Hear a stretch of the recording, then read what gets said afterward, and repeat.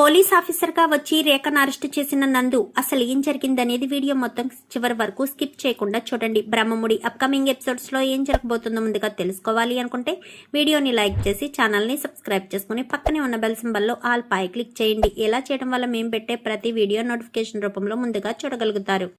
మొత్తం మీకు చూసుకున్నట్లయితే ఇంకా రేఖ ఏదో రకంగా ఆస్తి మొత్తం తను సొంతం చేసుకోవాలని చాలా ప్లాన్లే వేస్తుంది. ఇటు అపర్ణ వాళ్ళని తన గ్రిప్లో పెట్టుకోవడం కోసం, అంటే ఒకవేళ ఆస్తి కోసం కోర్టుకి ఎక్కితే తను ఏం చేస్తుందో తన కళ్ళకు కట్టినట్టుగా చూపించడం కోసం హిందూనైతే చాలా టార్చర్ పెడుతుంది. హిందూ అయితే రేఖకు తెగ భయపడిపోతుంది. ఆస్తి అంతస్తు కాదు నాకు కావాల్సింది, మీరే నా తల్లిదండ్రులుగా భావిస్తున్నాను, మీరు మాత్రం ఉంటే చాలు నాకు అంటూ ఇంకా ఇందు అపర్ణని ఎక్కడికి వెళ్ళొద్దని తన మీద ప్రామిస్ చేయించుకుంటుంది. అది కాదమ్మా ఇందు అని చెప్పాను కానీ, వద్దు నానమ్మా మనం ఇలాగే ఉందాం అనగానే, నువ్వు అనుకుంటున్నావు ఇలాగే రేఖ ఉంచుతుందనుకుంటున్నావా? నీకు 18 సంవత్సరాలు నిండేంత వరకే రేఖ ఉంచుతుంది. ఆ తర్వాత ఏం చేయడానికైనా వెనకాడదు రేఖ. అది నువ్వు అర్థం చేసుకోలేకపోతున్నావు అంటూ చెప్పేసేసరికి, మరి ఏం చేయమంటావు, ఎలా చేయమంటావు? ఇప్పుడు తాతయ్యని వదులుకోమంటావా, నిన్ను వదులుకోమంటావా? నాకున్న ఆస్తి పాస్తి అంతా మీరే. మిమ్మల్ని వదులుకొని నేను ఏం చేయగలను, ఏం చేస్తాననుకుంటున్నారు? అర్థం చేసుకోండి నానమ్మ. మీరు అర్థం చేసుకోలేకపోతున్నారు, నా గురించి మీరు ఆలోచించలేకపోతున్నారు. ఎంతసేపు మీరు రేఖ గురించి రేఖ ఆంటీ గురించి ఆలోచిస్తున్నారు తప్ప మీరు లేకపోతే నేను ఏమైపోతాను అనేది మీరు అర్థం చేసుకోలేకపోతున్నారు అంటూ చెప్పేసేసరికి, అమ్మా ఇందు సరే నువ్వు చెప్పినట్టే నేను చేస్తాను, నువ్వు బాధపడద్దు, నువ్వు బాధపడితే చూస్తూ ఉండడం మా వల్ల కాదు అని ఇంకా అపర్ణ కాస్త చెప్తుంది. చెప్పేసేసరికి ఇంకా ఇటు సుభాష్ కూడా అదే మాట చెప్తాడు. ఇందుకైతే ఒక ఉద్యోగం, అంటే వీడు రాజు ఫ్రాడ్ చేసి ల్యాప్టాప్లు అమ్మడం కోసం ఒక ఫ్రాడ్ ఉద్యోగం పెడతాడు కదా, సో ఫ్రాడు అడ్వర్టైజ్మెంట్ ఇచ్చేసేసరికి నిజంగా వర్క్ ఫ్రమ్ హోము నెలకు 50,000 అనగానే ఎవరికైనా ఆశ పుడుతుంది. పైగా వర్క్ ఫ్రమ్ హోమ్, బయటికి వెళ్ళే పని లేకుండా ల్యాప్టాప్ ఇస్తాను అని చెప్తున్నారు కాబట్టి వెళ్ళి ట్రై చేద్దాము అని చెప్పి అనుకుంటుంది. అనుకునేసరికి 25,000 కట్టాలి అనగానే 25,000 ఇప్పుడు మన దగ్గర అంత డబ్బు ఎక్కడుంది, డబ్బు కూడా లేదు కదా అని ఆలోచిస్తూ ఉండగా ఇంకా అప్పుడే స్వాతి అయితే వచ్చి, ఏంటక్క ఏం ఆలోచిస్తున్నావు, జాబ్కి ఎక్కడికో వెళ్ళాలి అన్నావు అనగానే, వెళ్ళాలి స్వాతి, కానీ 25,000 డిపాజిట్ కట్టాలంట. డిపాజిట్ ఎక్కడి నుంచి వస్తుంది, ఇప్పుడు నా దగ్గర డబ్బులు లేవు కదా అనగానే, అదేంటక్క నేను లేనా, నేను నీ సొంత చెల్లిని కాకపోవచ్చు, నిన్ను సొంత అక్కలాగే భావిస్తున్నాను, మరి నేను నీకు సహాయం చేయలేనా అనగానే, నువ్వెలా సహాయం చేస్తావు, నీకెక్కడివి అనగానే, అమ్మ అప్పుడప్పుడు ఇచ్చినవి నేను దాచుకున్నానక్క, అవి నా దగ్గర 50,000 వరకు ఉన్నాయి, అందులో నీకు ఒక 25,000 ఇస్తాను అనేసరికి, వద్దు స్వాతి ఎవరికైనా తెలిసిందే అనుకో చాలా పెద్ద ప్రాబ్లం అవుతుంది, అసలు నువ్వెందుకు ఇచ్చావు, నువ్వెందుకు తీసుకున్నావు అని మన ఇద్దరిని ప్రశ్నిస్తారు. అలా ప్రశ్నించడం వల్ల చాలా ప్రాబ్లమ్స్ ఫేస్ చేయాల్సిన పరిస్థితి వస్తుంది అనేసరికి, అలాంటిదేమీ ఉండదక్క, నువ్వు కంగారు పడుతున్నావంతే, అంతకు మించి ఏమీ ఉండదు అంటూ చెప్పేసేసరికి, వద్దు స్వాతి అనగానే, అక్క నీకు ఉద్యోగం వచ్చాక శాలరీ వచ్చాక ఇచ్చేయి ఓకేనా, నేను తీసుకుంటాను, అప్పటి వరకు 1 నెలే కదా, నేను ఏదో రకంగా మేనేజ్ చేస్తానులే, అయినా నా దగ్గర డబ్బులు అంత ఉన్నాయన్న విషయం మా అమ్మకు తెలియదక్క, అమ్మ నా అకౌంట్ ఏమన్నా చెక్ చేస్తుందా ఏంటి, ఎప్పటికైనా అవసరం అవుతాయి, ఎంతో కొంత ఉండాలి అన్న ఉద్దేశంతోనే నేను ఆ అమౌంట్ని నా దగ్గర పెట్టుకున్నాను, అంతే తప్ప వేరేగా కాదు అంటూ చెప్పేసేసరికి, సర్లే ఇప్పుడు అయితే అమౌంట్ అనగానే, బ్యాంకుకి వెళ్ళి తీద్దామక్క నువ్వు నేను అని చెప్పనేసరికి, సరే అని ఇంకా ఇద్దరు కూడా అనుకుంటారు. అనుకున్న తర్వాత ఇప్పుడు మన ఇద్దరం ఎలా వెళ్ళాలి అనగానే, నేను కొన్ని కాస్మెటిక్స్ కొనుక్కుంటాను, నిన్ను తోడుగా రమ్మని చెప్తాను, నువ్వు రాను వద్దు అంటే, అదేంటి నేను రమ్మన్నా రావా అని చిన్న డ్రామా ప్లే చేద్దామక్క, అప్పుడు ఖచ్చితంగా మా అమ్మ వెళ్ళమని చెప్తుంది కదా, నువ్వు నేను వెళ్దాము అని చెప్పి ఇంకా ఇద్దరు కూడా ప్లాన్ చేసుకుంటారు. అని ఇద్దరు కూడా అనుకుని బయటకు వస్తారు. అమ్మ నేను కొన్ని కాస్మెటిక్స్ కొనుక్కుని తెచ్చుకోవాలి అని చెప్పనేసరికి, ఒంటరిగా వెళ్తావేంటే అనగానే నేనెందుకు ఒంటరిగా వెళ్తాను, ఉంది కదా ఇందు, ఇందు అని చెప్పనేసరికి ఏంటి స్వాతి అనగానే నేను కాస్మెటిక్స్ కొనుక్కోవడానికి వెళ్తున్నాను, నాకు తోడుగా నువ్వు రా అనగానే నేను బయటికి వస్తే రేఖ ఆంటీ ఊరుకోదు కదా, రేఖకు నేను చెప్తానులే వెళ్ళు అనగానే నేనా వెళ్ళను అనేసరికి చూసావమ్మా దీనికి ఎంత పొగరో, నేను రమ్మని చెప్తున్నా రాను అని ఎంత పొగరగా సమాధానం చెప్తుందో, అంటే రేఖ ఆంటీకే భయపడుతుంది తప్ప నీకు భయపడదా, నీ మాట వినదా అంటూ రెచ్చగొడుతుంది. ఇందు వెళ్ళు, స్వాతితో పాటు తోడుగా వెళ్ళు అని చెప్పనేసరికి అది అనగానే వెళ్ళమని చెప్తున్నానా, సరే అని చెప్పి ఇంకా ఇద్దరు కూడా వెళ్తారు. సారీ అక్క అని చెప్పాను కానీ ఏం కాదులే ఇందు, నువ్వు నా కోసమే కదా, నా తోడబుట్టిన చెల్లెలైనా నాకు ఎలా హెల్ప్ చేస్తుందో లేదో తెలియదు కానీ నువ్వు మాత్రం నాకు ప్రతి విషయంలో చాలా సపోర్ట్గా ఉంటున్నావు ఇందు, స్వాతి చాలా థ్యాంక్స్ స్వాతి అనగాని అయ్యో అక్క నీ మంచితనం నాకు నచ్చింది, నీ నడవడిక అన్నీ నాకు నచ్చాయి, ఎందుకో చిన్నప్పటి నుంచి నువ్వంటే ఇష్టం, ఆ ఇష్టమే అలా ఉండిపోయింది, నీకు ఎప్పుడొక ఏదొక హెల్ప్ చేయాలని నా మనసు పదే పదే ఆరాట పడుతూ ఉంది అంటూ చెప్పేసేసరికి సరే అని ఇంకా ఏం మాట్లాడకుండా అందరూ కూడా ఎవరి పనులు వాళ్ళు ఉంటారు, వీళ్ళిద్దరూ బయటికి వెళ్తారు. వెళ్ళేసరికి ఇంకా వాళ్ళు పోస్ట్ పెట్టారు కదా లొకేషన్ ఎక్కడా అని, అక్కడికి వెళ్ళేసరికి మామ తను వస్తుందిరా అని చెప్పనేసరికి ఎవర్రా అని చెప్పాను కానీ అదే మామ అప్పుడు నిన్ను గొడవ పడిందే 7,000 పెట్టి ఫోన్ కొనిచ్చామే మనం తను అనేసరికి ఏంటి ఇప్పుడు అది ఎందుకు వస్తుందిరా అనగాని ఏమో మామ కొంపదీసి నువ్వు పెట్టిన పోస్ట్కి తను కూడా వస్తుందా ఏంటి, ఇప్పుడు ఎలా మేనేజ్ చేయాలి అనగాని ముందు మనం ఇక్కడ నుంచి సెటప్ మొత్తం తీసేయాలి, మనల్ని గనక చూసిందే అనుకో మనం ఫ్రాడ్ చేస్తున్నామన్న విషయం ఖచ్చితంగా అందరి ముందు బయట పెట్టేస్తుంది, ఇంకా అప్పుడు ఇంకేమీ ఉండదు, మనము ఇంత కష్టపడి ఇంత చేసిందంతా కూడా వృధా అయిపోతుంది. 48 గంటలు మాత్రమే పని చేసేటట్టు చేశాడు ఆ ల్యాప్టాప్లు ఇప్పుడు గనక సేల్ చేయకపోతే మనం చాలా నష్టపోతాం రా అంటూ ఇంకా గబగబా అయినంత వరకు వాళ్ళు తప్పించేసరికి ఈలోపు అక్కడి నుంచి వేరే రకంగా షిఫ్ట్ చేయడం కోసం కాల్ చేసి ఇంటర్వ్యూ ఇక్కడ కాదు మరొక చోట అంటూ చెప్పేసేసరికి అక్కడి నుంచి కాస్త వెళ్ళిపోతారు. అక్కడి నుంచి వెళ్ళిపోయేసరికి వీళ్ళు లోపు 25 ల్యాప్టాప్లు కూడా సేల్ చేసేస్తారు. సేల్ చేసేసేసరికి ఇంకా అక్కడికి వెళ్తే అక్కడ ఏమీ ఉండదు. ఏంటి ఇక్కడ ఏమీ ఇంటర్వ్యూలు లేవు అన్నారు అనగానే అది ఏమీ కాదేమో అక్క, ఫ్రాడ్ ఏమో అక్క, అది ఎవరో కావాలని ఎవరో ఫ్రాడ్ గాళ్ళు పెట్టుంటారక్క అని చెప్పనేసరికి అది నిజమై ఉండద్ది. అయినా 25,000 మనం కట్టలేదు, సంతోషం.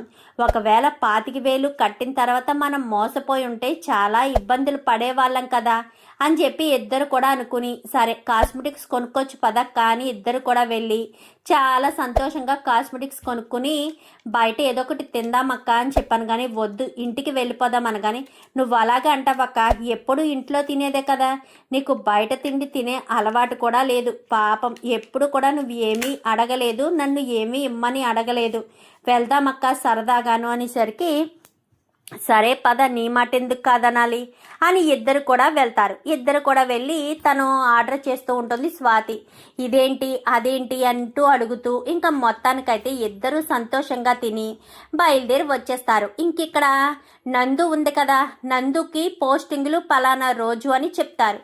చెప్పేసేసరికి నందు ఆ పోస్టింగ్ ఎప్పుడా అని ఎదురు చూస్తూ ఉంటుంది. అమ్మా నందు, నిన్ను ఎప్పటి నుంచో ఒక మాట అడగాలనుకుంటున్నాను.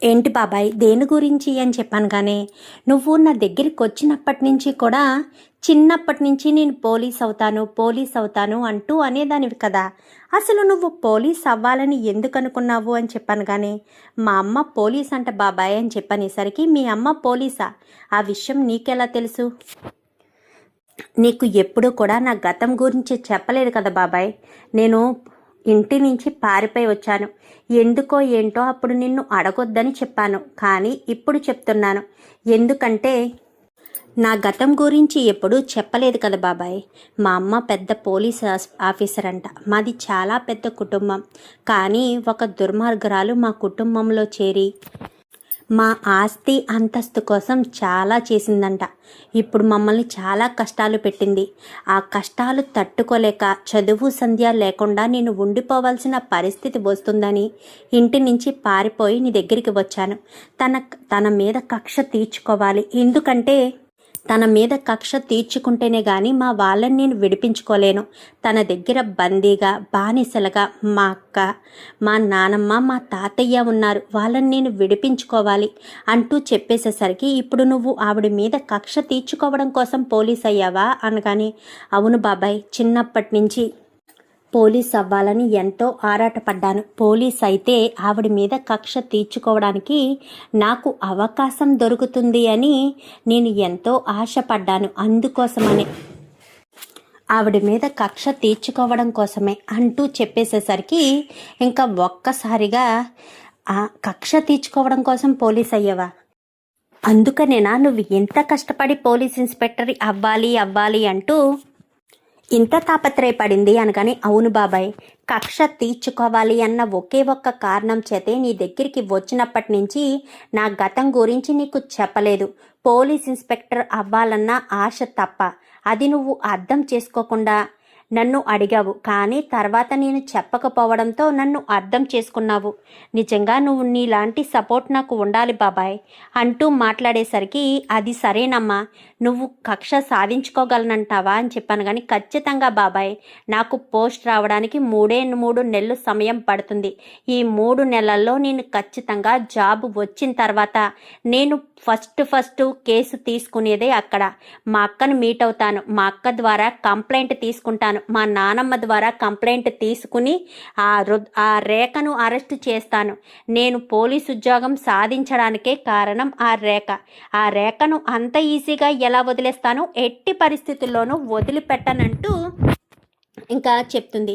చెప్పేసేసరికి, ఇదంతా కాదమ్మా, నువ్వు ఎదుర్కోలేవేమో అని భయం వేస్తుంది అనగానే, పోలీసు ఉద్యోగం ఉంటే ఏదైనా ఎదుర్కోవచ్చు బాబాయ్, అది ఖచ్చితంగా సాధించగలను అని చెప్పి ఇంకా చెప్పడంతో, సరేనమ్మా, నువ్వు అనుకున్నది సాధించు అనేసరికి ఇంకా 1 నెల రోజులు గడిచిపోతుంది.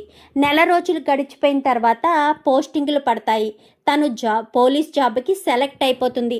పలానా చోట పోస్టింగు, 45 రోజులు ట్రైనింగ్ అనేసరికి వెళ్ళొస్తాను బాబాయ్ అనగానే, నాకు దొరికినప్పటి నుంచి మమ్మల్ని వదిలి ఎక్కడికి వెళ్ళలేదు. ఇప్పుడు నువ్వు 45 రోజులు కనిపించకపోతే నాకు బెంగగా అనిపిస్తుందమ్మా నందు అని చెప్పనేసరికి, తప్పదు బాబాయ్, కొన్నిసార్లు దూరమైనా మళ్ళీ దగ్గర అవ్వడం కోసమని నేను అర్థం చేసుకోవాలి. నా కక్ష తీర్చుకోవడం కోసం తప్పదు బాబాయ్. నేను పోలీసు ఉద్యోగం సాధించింది ఒక పర్పస్ మీద. ఆ ఉద్యోగం సాధించిన తర్వాత నేను గొప్ప స్థాయికి వెళ్ళాలని నువ్వు కోరుకుంటావు కాబట్టి ఖచ్చితంగా నేను ఏదో ఒకటి చెయ్యాలి బాబాయ్ అంటూ చెప్పేసరికి, సరేనమ్మా, నీ ఇష్టం, నీకు నచ్చినట్టే చెయ్యి, నీ ఇష్టాన్ని నీ సాధనని నేను వద్దనను అని చెప్పి ఇంకా ఇద్దరు కూడా మాట్లాడుకుంటారు. సరే అని నెల రోజుల తర్వాత ట్రైనింగ్ కోసం వెళ్ళిపోతుంది. ఇంకిక్కడ వీళ్ళైతే ఇద్దరు ఎదురుపడ్డ ప్రతిసారి, అంటే రాజు ఇటు ఇందు ఇద్దరు ఎదురుపడ్డ ప్రతిసారి గొడవలు పడుతూనే ఉంటారు. ఇంకా అక్కడ సమస్య మొదలవుతూనే ఉంటుంది. బర్త్డేకి దగ్గరకు వచ్చేస్తుంది. అంటే తను ట్రైనింగ్ పూర్తి చేసుకుని ఇంటికి వచ్చిన ఒక 10 రోజులకి తన బర్త్డే వస్తుంది. బర్త్డేకే ఆస్తి మొత్తం రాయించేసుకోవాలని రేఖ పక్కాగా ప్లాన్ చేస్తుంది. ఆ ప్లాన్ ప్రకారం ఇంకా మొత్తం అంతా చక్కగా ప్లాన్ చేసిన రేఖకు ఇంకా 45 రోజులు ముగిసిపోవడంతో ట్రైనింగ్ పూర్తయిపోయి ఎస్ఐ జాబ్ కొట్టి ఏ స్టేషన్ అయితే వాళ్ళ బాబాయ్ ఉన్నాడో అదే స్టేషన్లోకి వస్తుంది.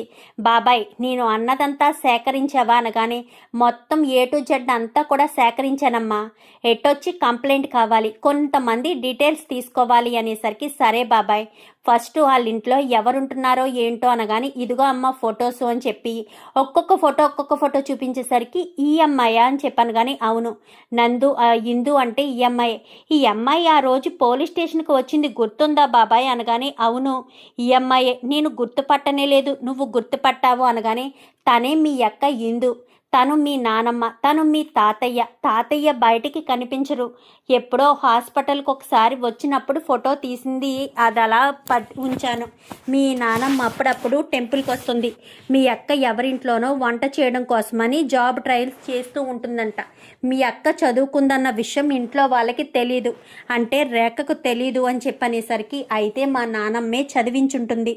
మా అక్క అలాగే ఇంట్లో ఉండిపోకూడదన్న ఉద్దేశంతో రేఖ ఆంటీకి తెలియకుండానే చదివించుంటుంది అని చెప్పి ఇంకా అంటుంది. అన్న తర్వాత సరే నేను ఇంకా ప్రాసెస్ మొదలు పెడతాను అని చెప్పి నందు అనేసరికి ఎంక్వైరీ మొదలు పెడుతుంది. ఎంక్వైరీ మొదలుపెట్టి ఒకసారి అలాగే హిందూ బయటికి వచ్చిన సమయంలో హిందూతో మాట్లాడుతుంది. హిందూతో మాట్లాడేసరికి అక్క అని చెప్పాను కానీ ఎవరు నువ్వు నన్ను అక్క అని పిలుస్తున్నావు అనగాని అక్క నేను నందుని అనేసరికి నందు ఎవరు అనగాని ఏంటక్క నన్ను మర్చిపోయావా?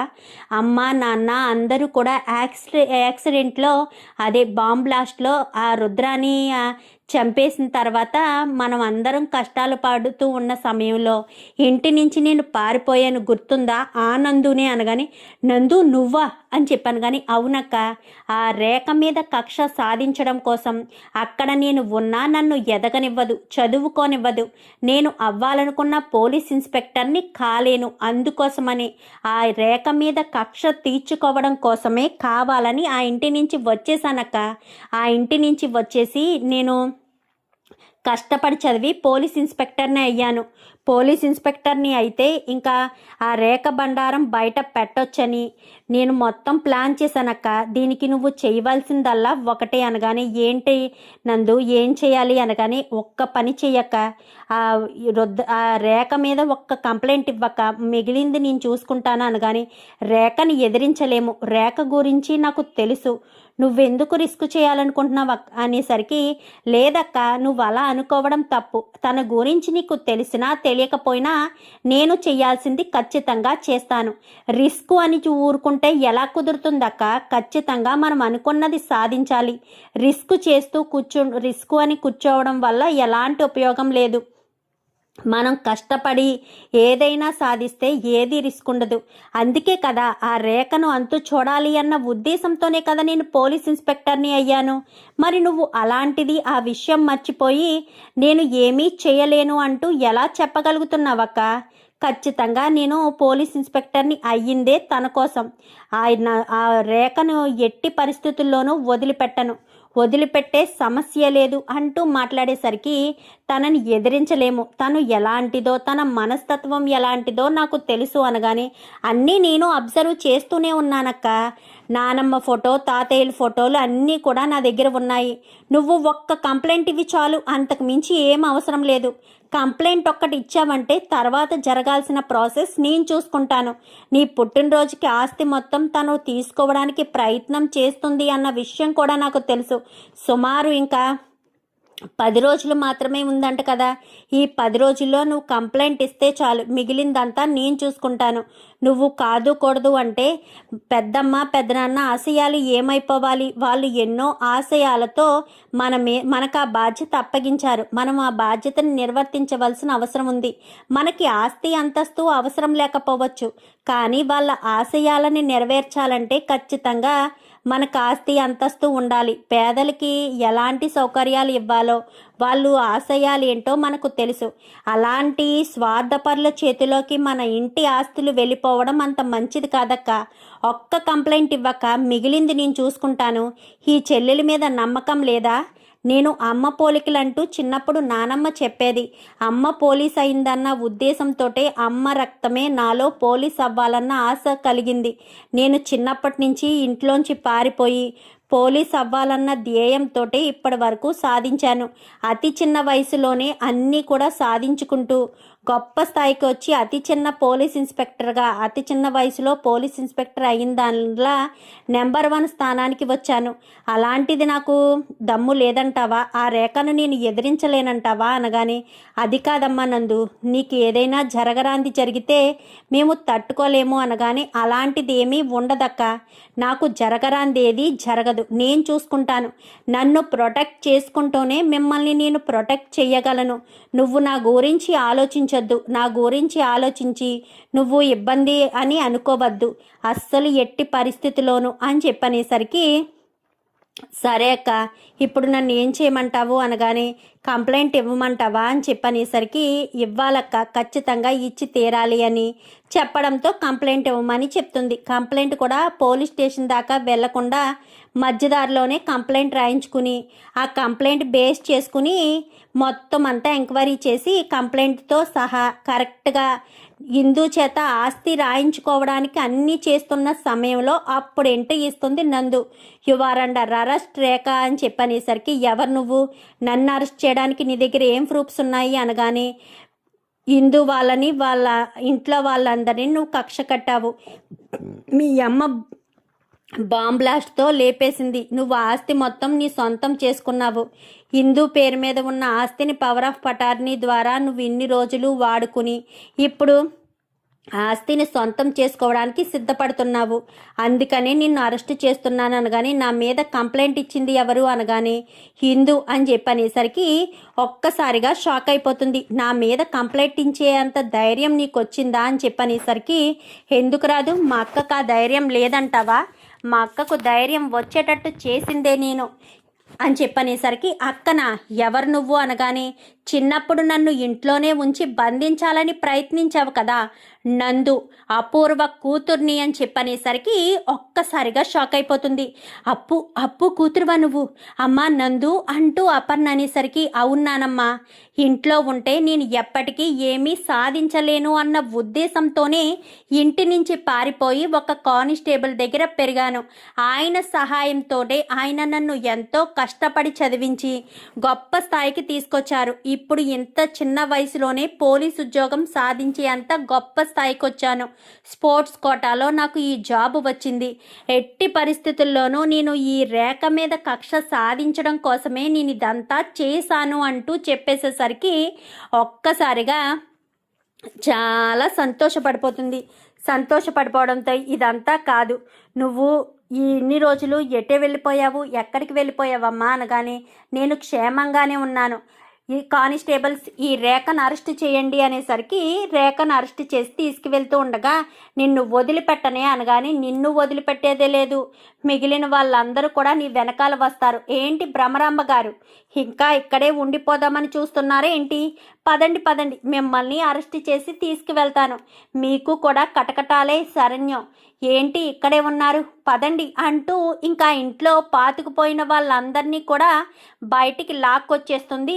ఇంకా నందు అయితే లాక్కొచ్చేసేసరికి ఇంకా ఏం చేయాలో అర్థం కాదు, కేసులోంచి బయటకు వచ్చే అవకాశం కూడా లేకుండా మొత్తం అంతా కూడా లాక్ చేసేసరికి ఇంకా అపర్ణ కంప్లైంట్ ఇస్తుంది, హిందూ కంప్లైంట్ ఇస్తుంది, సుభాష్ చేత కూడా కంప్లైంట్ ఇప్పిస్తారు, ఆఫీసులో జరుగుతున్న అన్యాయాలన్నీ మొత్తం ఏ టు జెడ్ అన్నీ కూడా తీగలాగితే డొంకంతా కదిలినట్టుగా మొత్తం బయటకు వచ్చేసేసరికి ఏం చేయాలో అర్థం కాక ఇంకా రేఖ గిలగిలా కొట్టుకుంటుంది. ఇన్ని రోజులు వీళ్ళకి ఏ సపోర్టు లేదు, ఏం చేసినా సరే ఏ గొడవ ఉండదు అని అనుకున్నాను, కానీ ఇప్పటికి వీళ్ళకి నందు సపోర్ట్ దొరికింది, నందు సపోర్ట్ దొరకడంతో ఇంకా వీళ్ళు బాగానే ఉండిపోయారు, ఇప్పుడు నేను ఏం చేయాలి అని చెప్పి ఇంకా అనుకుంటూ టెన్షన్ పడుతూ ఉండేసరికి ఇంకా అందరూ కూడా ఈ నందు మాత్రం ఇంట్లోకి వస్తుంది. వాళ్ళ బాబాయిని అందరినీ కూడా తీసుకొచ్చేసరికి,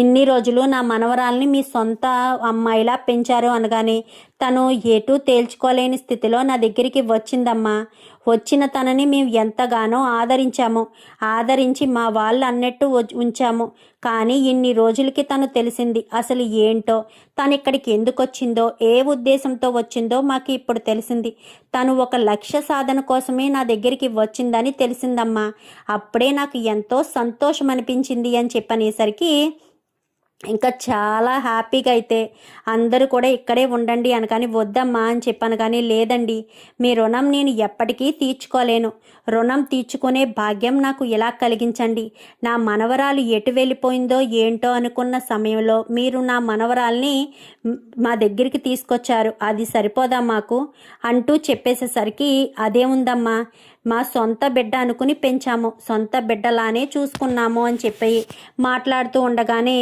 సరేనండి మీ ఇష్టం, మీరు ఇక్కడ ఉంటే మీ రుణం తీర్చుకునే అవకాశం దొరుకుతుంది అనుకున్నాను, కానీ ఆ అవకాశాన్ని మాకు కల్పించే భాగ్యం మీరు ఇవ్వట్లేదని తెలియడం లేదు అని చెప్పనేసరికి, చూడండి మీకు మీ రుణం తీర్చుకోవాలి అనేది మాకేమీ కాదు. నందు మా దగ్గర చేరింది, నా బిడ్డలా పెరిగింది, పోలీస్ అవ్వాలి అని ఆశపడింది. తనని పోలీసును చేశాను. అతి చిన్న వయసులోనే ఎస్ఐగా తను జాబు తీసుకోవడంతో ఎంతో గర్వంగా ఉంది.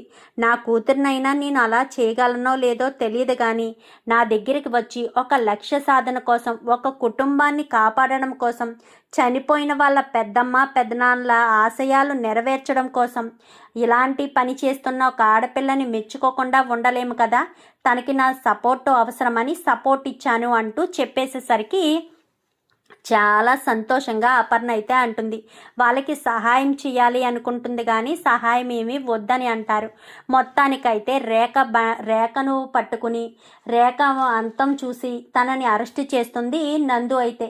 ఇంకా రాబోయే ఎపిసోడ్స్లో ఇలాగే జరగాలని మీరు కూడా కోరుకుంటే వీడియో నచ్చితే లైక్ చేసి ఛానల్ని సబ్స్క్రైబ్ చేసుకుని పక్కనే ఉన్న బెల్ సింబల్లో ఆల్ పై క్లిక్ చేయండి. Thank you for watching.